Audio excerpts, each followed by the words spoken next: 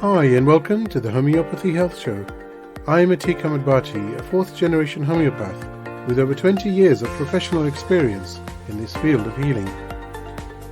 In the Homeopathy Health Show, I'll be talking all things homeopathy and natural, with guest interviews, tips and advice, and answering some of your questions. Homeopathy is truly a unique complementary system of healing suitable for all ages, young and old. I'd love to hear from you and welcome your questions on homeopathy and how it can or has helped you.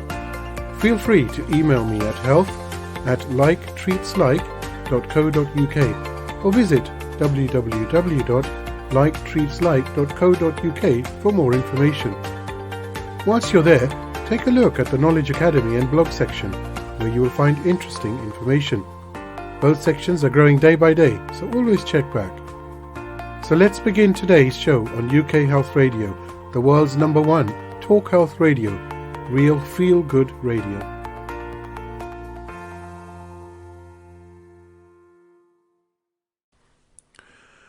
Hi everybody, I hope you're well, and of course I hope and pray it remains that way. So thank you for joining me again on the Homeopathy Health Show. It's been a very quick week actually. So much has been going on. Clinic has been very, very busy, and also very busy working on the show. Hopefully you're enjoying the show. I've got a very interesting lineup for the weeks ahead, so do stay up to date with my socials. So I am on Facebook, on Instagram, on Twitter, on TikTok. There's so many, isn't it, to remember. You'll find me under my name, Atik Ahmedbati, or actually you'll find me under Like Treats Like. But if you go to my website, which is liketreatslike.co.uk, then you'll find the links to the socials anyhow, and also some special messages that I've received from some very eminent homeopaths in the world, and also those who are in the field of natural healing. My guest on today's show is actually a fellow presenter, Pete Hill, who hosts the D Word show on UK Health Radio, which airs Monday through Thursdays and is available on demand by visiting ukhealthradio.com. Now, Pete's show talks all things related to dementia and associated well-being, and I'm delighted to have him on today's Homeopathy Health Show. Pete, thank you so much for coming on the show. I know how busy you are. Oh, it's an absolute pleasure to be here. It's a little bit tables turned. This time I'll be answering the questions instead of asking them. So I'm looking forward to it. Well, I'll definitely be asking for your opinion on a number of things as far as your expertise goes.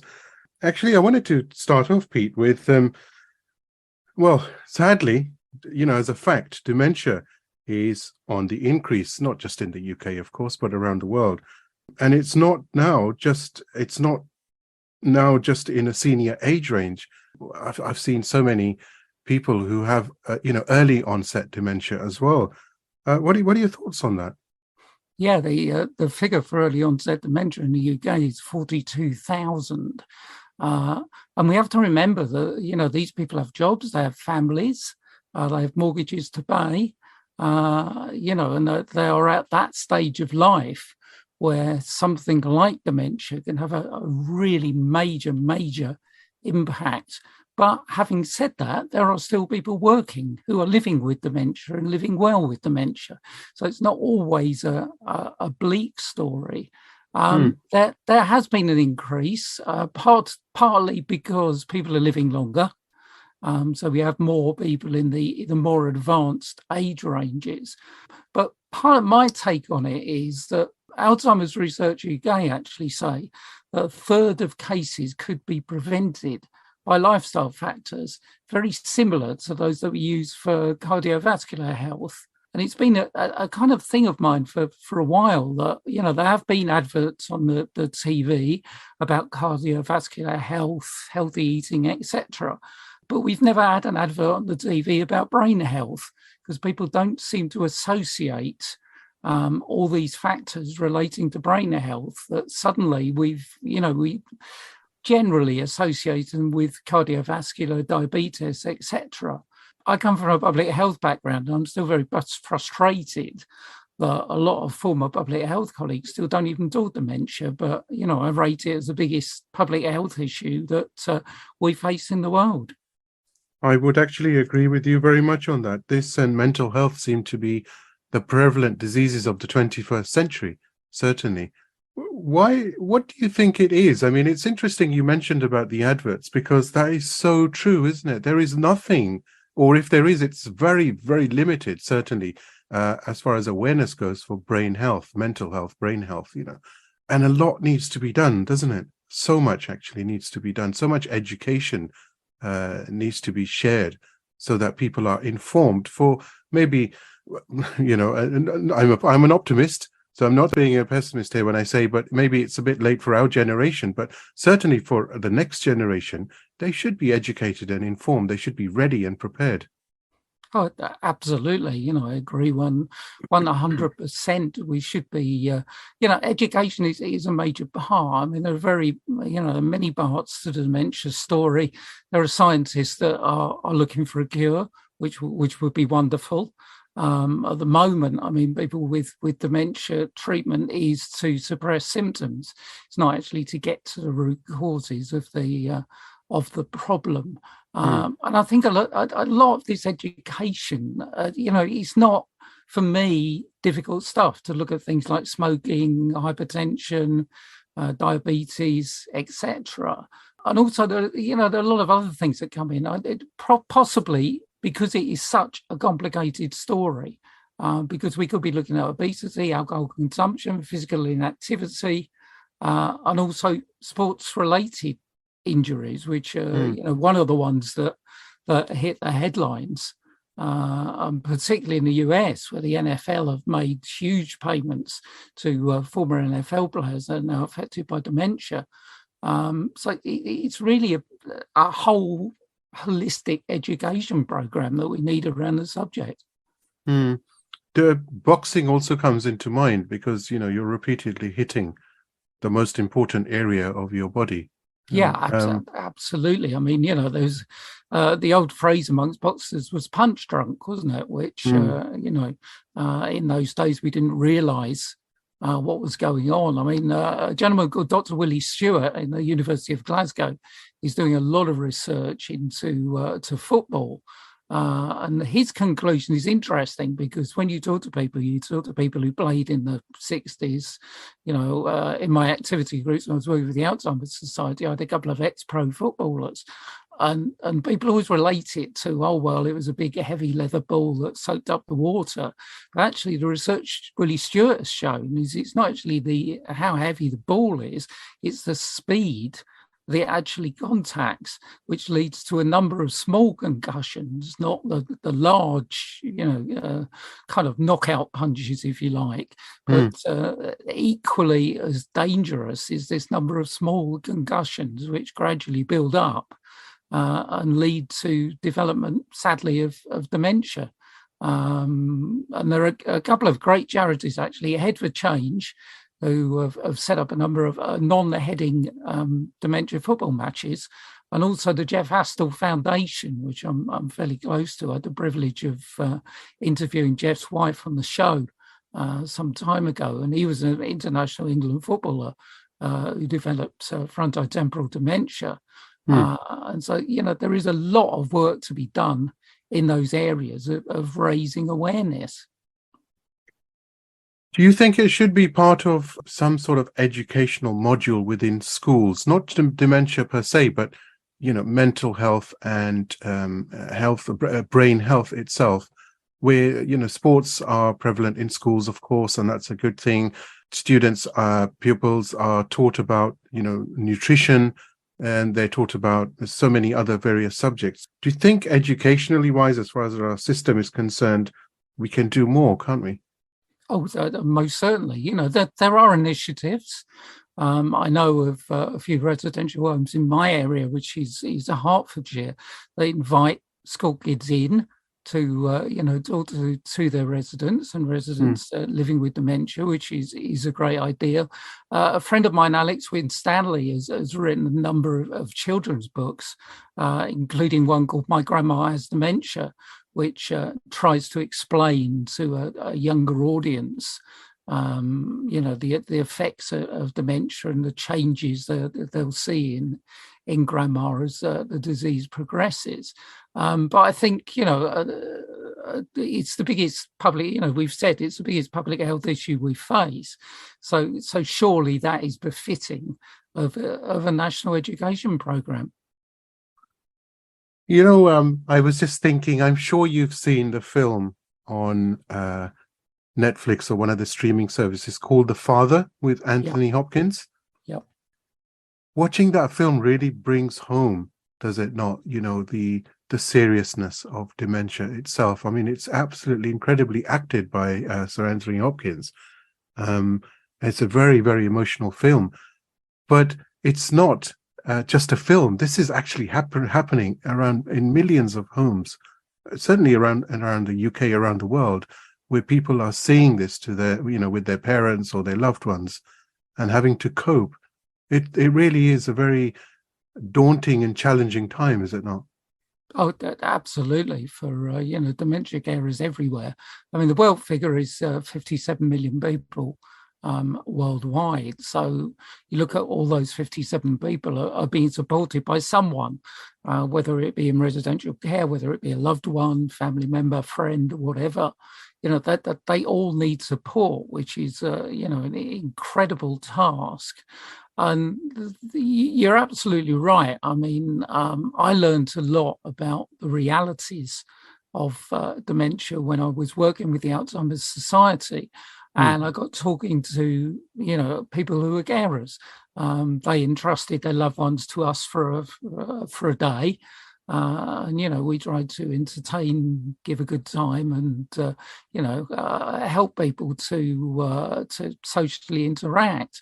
And I learned a lot from just, talking to carers about the difficulties they go through. And some of the things, simple things you wouldn't even think about, you have to start thinking about. You have to start thinking about, almost making sure that your loved one doesn't walk out the door, quite simply, which is something, you'd never think about, would you, normally?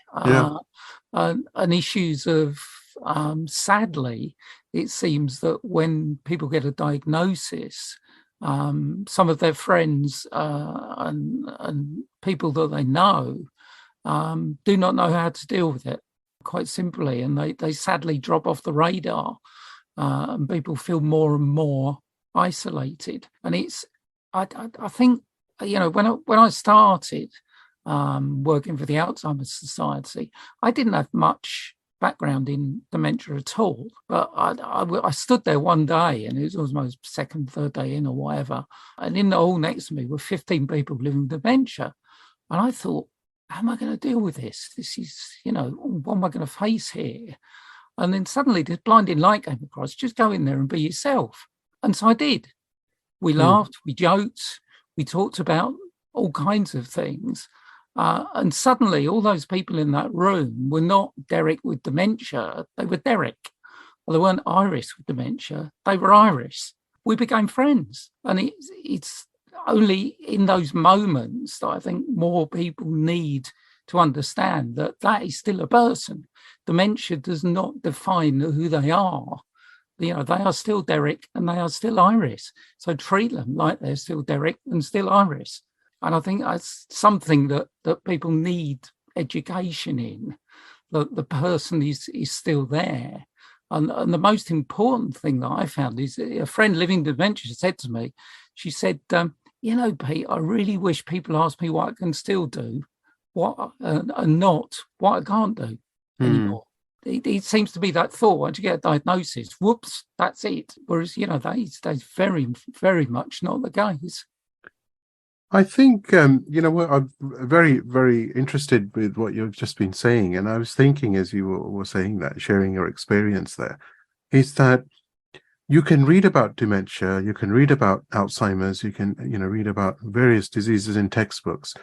But until the physical connection is there and you see it for yourself, that empathy and compassion and that need for help will not be there. It's a very, very different thing to experience something physically to perceive something in reality compared to what's written on a page. Leading on from that, what more can be done as far as awareness for dementia and getting perhaps the younger generation to experience firsthand what it's like so that they are educated in real time, so to speak, with real experience? Yeah, I think that's a very important thing, a very good aim. And as you say, unless you've experienced it, it's very difficult. Even for me, I'm a presenter. I present a radio show based on dementia. I've experienced a little bit with my mother-in-law, who was diagnosed with Alzheimer's. So I've had that little insight, but I still, after we started showing in 2019, I'm still learning. Learning from the carers I talk to, the organisations I talk to, the people living with dementia, who are probably the most important that I talk to. I talk to people living with dementia on the show. We have conversations like I'm having with you here. And I think that's really important to get across that fact. And as you say, in terms of the younger generation, it's difficult, isn't it?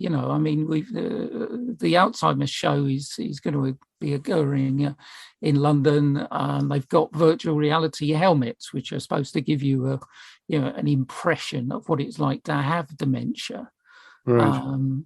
Which again, we've seen portrayals also on TV. We've seen major portrayals in soap operas. Probably the most prominent one was the vicar in Emmerdale. And again, that got a little bit across because they actually filmed one of the episodes, which is probably still available on YouTube or somewhere, through his eyes and what he actually saw rather than what was actually happening. And I think those kinds of things are very, very powerful if we can do that. And there are a lot of people doing this stuff. And I think one of the major reasons for my show is to highlight all this stuff that's going on because, as I said before we came on air, there's a whole dementia community out there in the world with some amazing stuff being done. But their problem is to actually get it out there and promote it. Because going back to what we were saying at the beginning of this conversation, people don't want to talk about dementia. So, how do they promote all the brilliant work they're doing? They can promote it to the dementia community, but the rest of the community, how do you reach those people? I think, Pete, it might just be maybe a matter of time, because if you remember 20 years back, certainly even up to 15 years back, talking about mental health was very taboo, and all of a sudden, everyone is talking about it.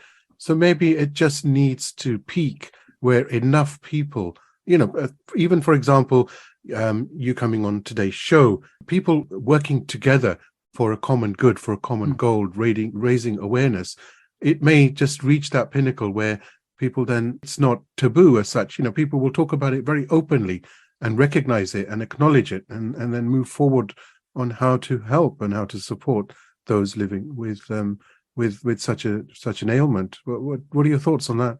Yeah, I think you're absolutely right. I kind of think back to my grandmother, who was a very old Victorian lady, lived till she was 101. And she used to gather in the local pub on a Saturday night, and you could hear this conversation of, George has had terrible problems with his heart, or Fred's had a problem with this, or Ida's had a problem with whatever. But they never mentioned dementia. And I feel now in the century that we're in, we are talking more about things like mental health, heart health, diabetes, etc. But still, there's this little bubble on the outside somewhere with dementia written on it, which is getting closer to the mainstream because we're starting to make these links with it's not only just heart health, it's brain health as well. Which is a kind of major breakthrough because people can start to think, well, yeah, it's not only about my heart, it's about my brain, isn't it? And everyone is coming into contact now with someone who's living with dementia. I mean, the projected figure is 1.6 million people in the UK by 2040 will be living with dementia. So, you break that down into families and social networks, and nearly everyone will come in contact in some way or form with someone who is living with dementia. And I think, as you say, it will then start to get more traction, as with cancer and heart disease and other areas, because everybody will start to get that experience. So yeah, I'm with you. I'm optimistic that we can break that barrier and start talking about dementia in the way that we talk about other things. And that's the ethos behind the show. That's why I set the D word up, because I've been involved in media for a long time. And this is the best thing I've ever done, without a shadow of a doubt, because it's just highlighting. And once you get into the world of dementia, you can learn so much, not only from the experts, but from the people living with dementia that I talk to. I've learned so much from them. I'm very much into social history. The social history that you can get for a room full of people living with dementia is unbelievable, and all those things. It's a really rich environment if you get involved in it. We're on the same hymn sheet here, because I echo what you've just said about the radio show and talking to so many different people and learning so much. It's a real honor, isn't it? Very humbling opportunity to talk to so many different people. I talk to so many experts in different fields, not just homeopathy, of course, and you always learn something. But it's taught me one thing, which is never ignore anybody, because every single individual has a story to tell, and there's no way you can leave the conversation without learning something. Yeah, that is absolutely 100% true. And also, the situation with dementia is that sometimes, in terms of communication, you need to find the key to unlock the door, because communication does decrease in people living with dementia, and you have to find new ways to communicate. And there's a lot of people doing a lot of great work looking for a cure. But I think now we need to concentrate on the making life better for those living with dementia angle, which is very, very patchwork in the UK and indeed across the world. And there are loads and loads of social interactions that we can make that can really help people. Strangely, when I was working with the Alzheimer's Society and we were doing activity groups, dementia is a dark subject, but I've talked about this with my friends living with dementia, and I've said, you know what? I never had so much fun. We used to go in that door, we used to laugh for an entire day, because that's what we did. And that social interaction is so helpful in terms of we had two clients. One was a former RAF man who was a Londoner, and another one was a Northern Irishman, Patrick, who'd come to this country, and he used to be a racehorse jockey. And we sat these two guys together, and the accents were a real barrier, because for about the first half an hour, Eddie didn't have a great idea of what Patrick was saying, and Patrick didn't have a great idea what Eddie was saying, because the accents got in the way. I can imagine that scene. But eventually they became really close mates. And at a time where they could also share their experience. Whereas sometimes, they used to say to me, it's difficult to talk to people outside who haven't got dementia. Whereas if I talk to a fellow person with dementia, then we're all in the same boat. We can share our experiences. And I think those things are so important. And we do underestimate the importance of simply sitting around having a chat over a cup of tea, because, that is so important to people with dementia.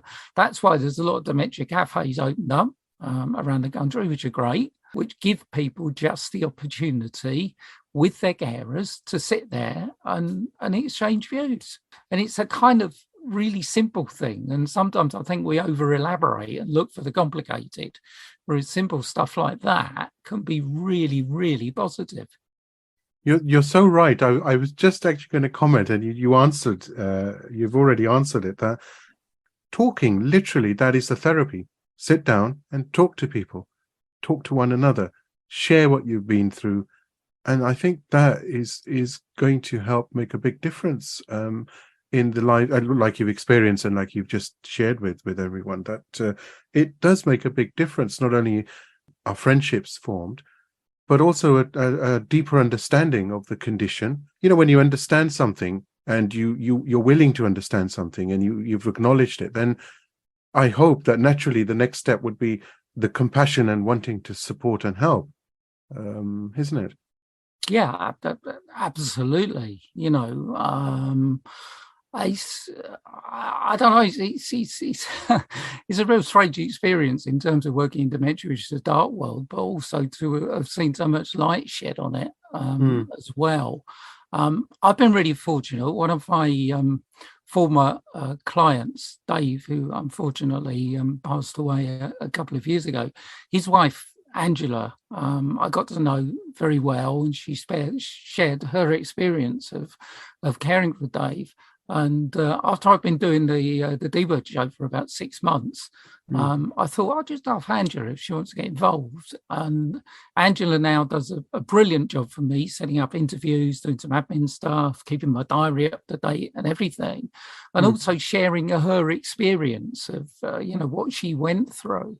And I have learned so much just sitting there talking to her, quite simply. And I think everybody can do that. You just need to get through that barrier of dementia. And almost, why the show was called the D Word was we used to work in church halls, which, invariably had a lobby before you went into the kind of main room. And I used to say to carers, the one word we don't mention once we go through that door. And they used to look at me and say, well, what's that? And I used to say the D word, because it doesn't matter to me once I get in there. It's Derek in there, it's Iris in there, it's dementia. We don't even talk about dementia. Probably the last thing we talk about. We talk about, we talk about football, we talk about music, we talk about, other people's interests. And I think it's really important that you get through that barrier. And once you get through that barrier, then suddenly we all learn a lot. It's really great that I've got you on the show. I'm thrilled, like I said at the beginning. Now the D Word, I've just remind you that the D Word broadcasts Monday, Tuesday, Wednesday, and Thursday on UK Health Radio, and it is available on podcast platforms as well. So if you visit ukhealthradio.com, you'll be able to also download the show and listen on demand. So for all things dementia, please do visit ukhealthradio.com and listen to Pete's show, The D Word. Pete, you're also involved, aren't you, in a number of dementia support initiatives. Perhaps you can share those with us as well. Yeah, generally, I'm involved in a number of charities that do good work. I'm chair of a charity called Carers Stepping Out, where basically we arrange walks in the country with a nice lunch for carers and the people that they are caring for, and just again this social interaction. We all get together, we have a chat over a nice lunch, we go for a nice walk in the environment. There have been so many studies that just to walk in the environment is so beneficial. And something that perhaps we all take for granted a little bit. So I'm involved in that, which is great. A brilliant charity, do a lot of great work. I've also had involvement with people like Brace Alzheimer's, who are down in Bristol, who are very much more tending towards the research side of things.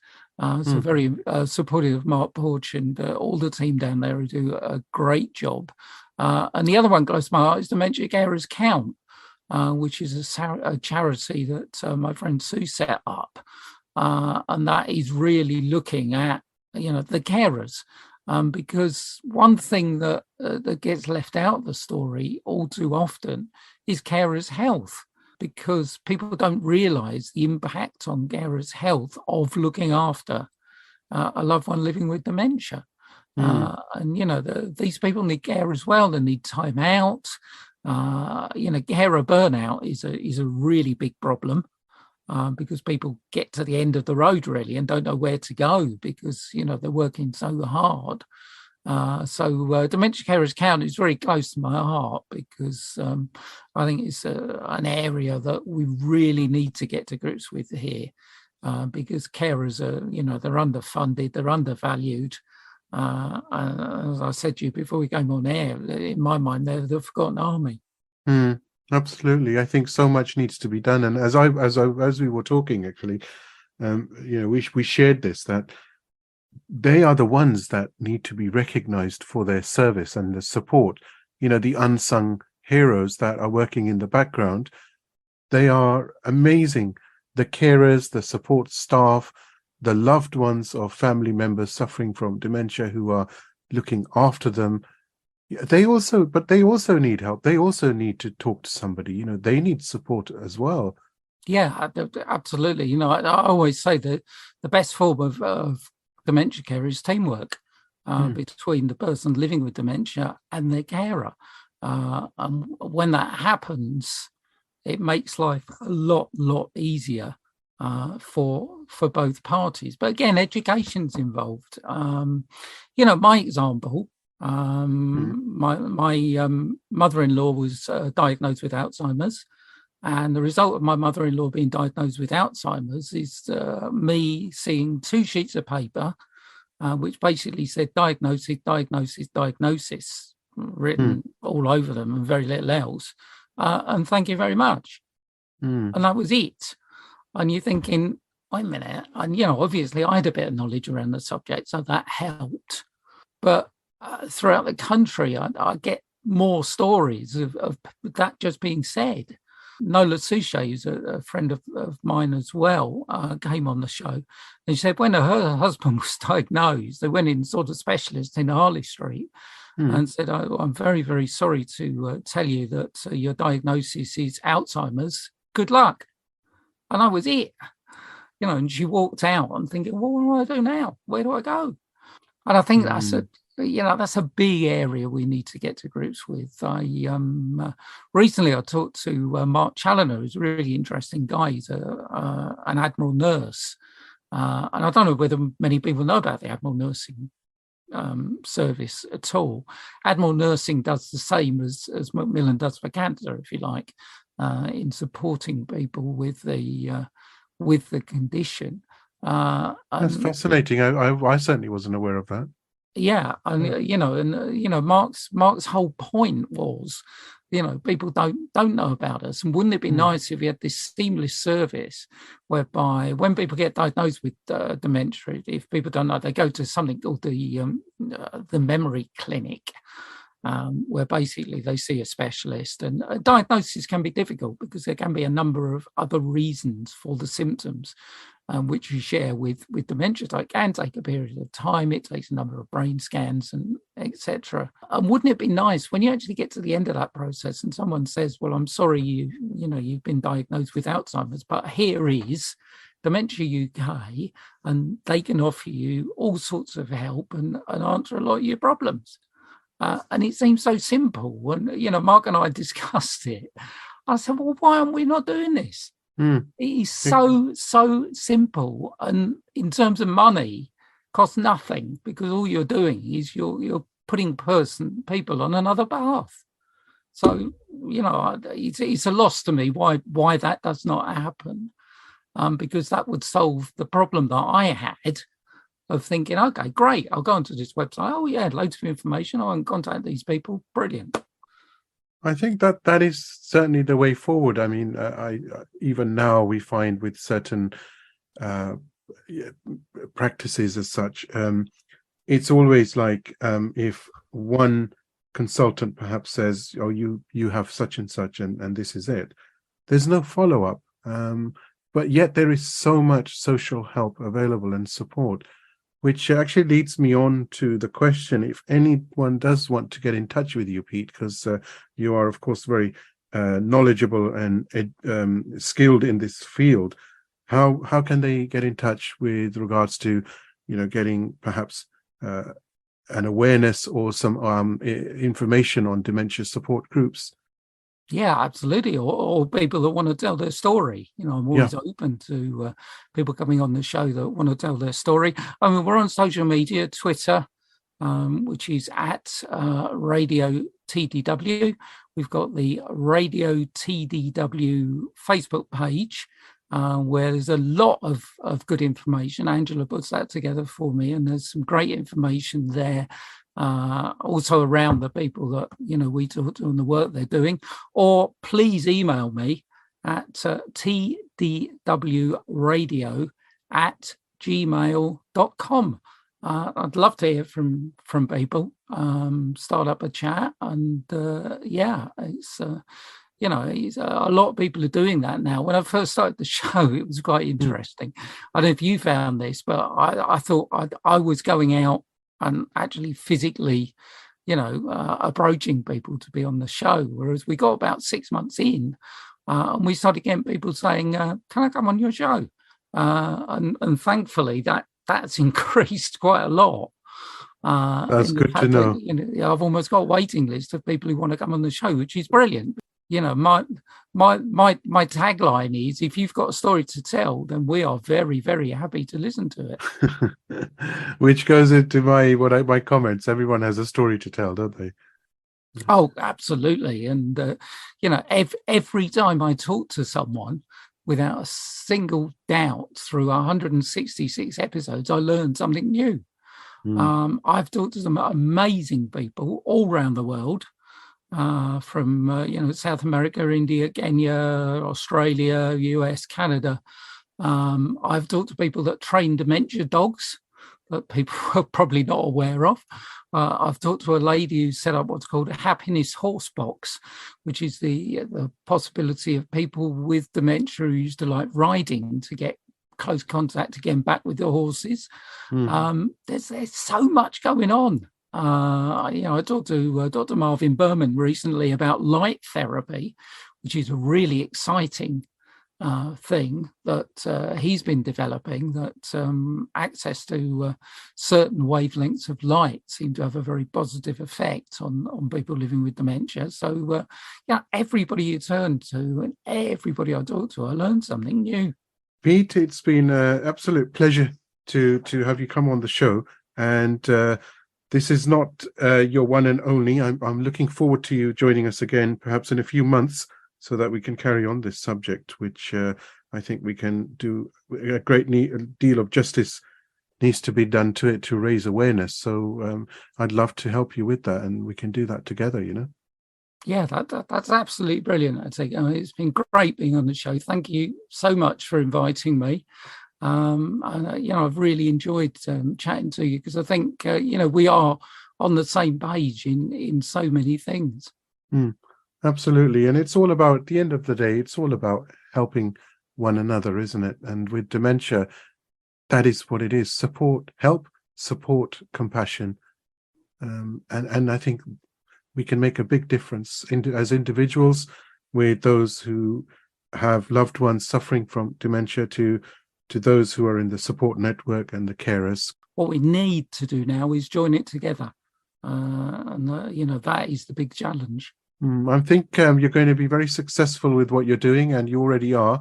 And it's been a pleasure again to have you on the show. And I look forward to speaking to you very, very soon indeed. Thank you, Pete. No, thank you. It's been great.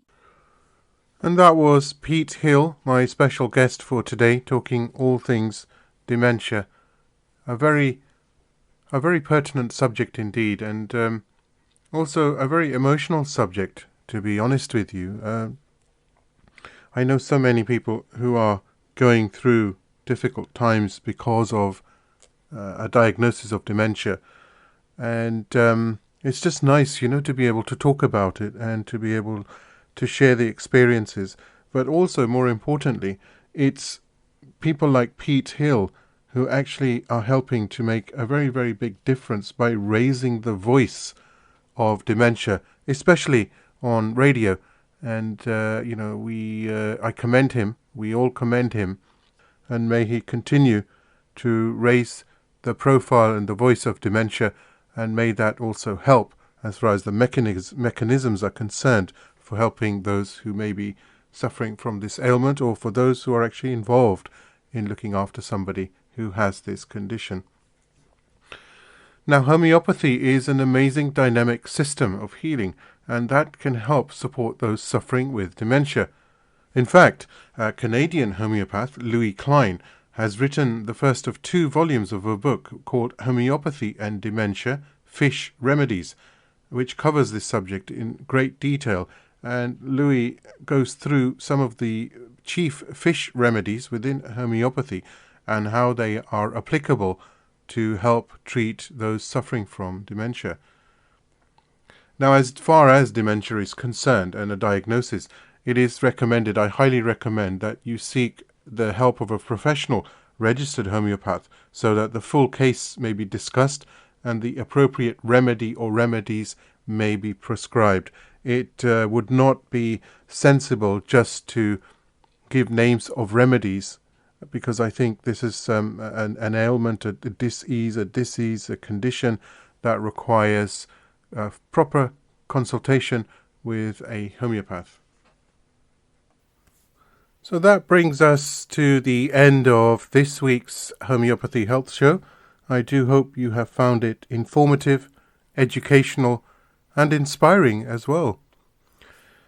Now, coming up next week, I'll be talking to Camilla Scher. Now, Camilla is the president of the Finnish Society of Homeopaths. She is also a fellow of the Society of Homeopaths in the UK. And she has worked alongside her husband, Jeremy Scher, at the Dynamist School of Advanced Homeopathic Studies. Now, very importantly, Camilla and Jeremy are both co-founders for the NGO called Homeopathy for Health in Africa, and she'll be talking to me via Tanzania next week on the show about her journey into homeopathy, her work at the Dynamist School, and of course, the incredible work that she is doing as far as homeopathy is concerned in Tanzania, where she is serving over 12,000 patients using homeopathy to improve their quality of life and, of course, to help them in their journey of healing. Camilla will also be sharing some insights as far as agro-homeopathy is concerned, which is homeopathy for plants, and this is going to be a very interesting talk indeed. I'm very, very, very much looking forward to it as well. Now, Camilla has very kindly recorded 2 video messages. One has already gone out on my social media channels, and the second one will follow very, very soon. And she's also very kindly sent through a very beautiful message, which you can find on the main homepage of my website, liketreatslike.co.uk. And I have, of course, I've shared it on my social media channels as well. So looking forward to that.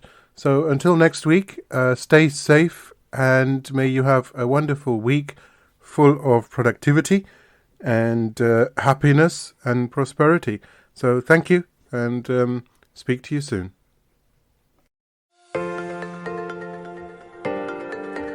I do hope you've enjoyed the Homeopathy Health Show here on UK Health Radio, the world's #1 talk health radio.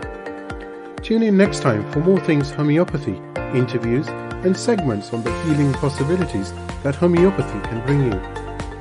And don't forget to visit UK Health Radio online at www.ukhealthradio.com to see the many other amazing shows available to listen live and on demand.